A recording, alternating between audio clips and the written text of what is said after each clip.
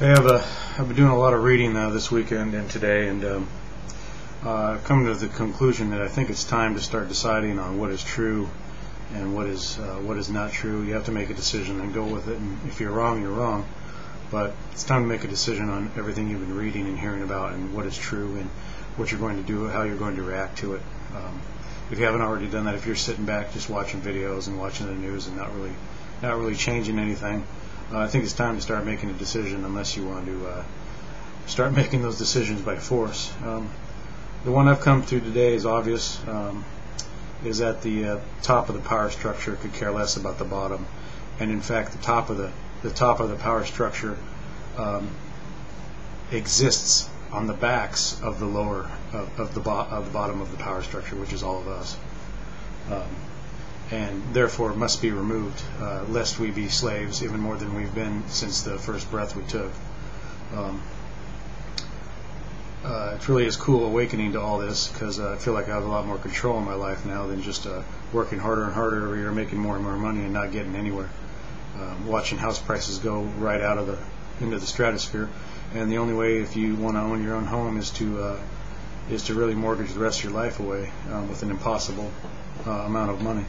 So I put I posted a link up here to the Blogspot, the Coming Depression. It's a great website. Save it into your favorites and check on it every now and then.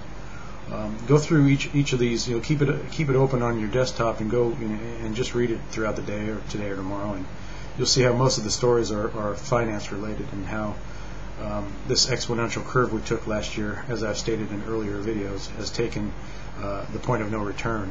So what you're going to see is an ever increasing occurrence of financial crises, because the only way for the economy to grow has been for the money to expand exponentially, and now it's past the point of no return, and instead of the economy growing, the economy is actually collapsing. And now it's kind of like musical chairs, because once the music stops, everybody sits down. There has to be people left out, and so the unemployed, the homeless, these are the people that were living on the edge of the bubble, and now the bubble is shrinking, and it still covers us so far. Just how far are we close to the edge of that bubble ourselves, I don't know, but the balloon could deflate all the way to nothing, and we could all find ourselves in the streets. So read every of those articles. There's one from Jim Sinclair about how the metals have to rise higher from here. The commodity super boom is about to take over. If we get rid of the top of the power structure, which is the Illuminati or the Bilderbergs or whatever you want to call them, the only reason they exist is because they had a helping hand from the other levels of power structure that are above us but below them. So the entire power structure has stepped on us and risen to where they are now. So I think to start, the easiest way to bring them down is to go one level up from us, congressmen, senators, and this coming election this year, and we can start bringing down, hopefully try and collapse the next tier of power structure.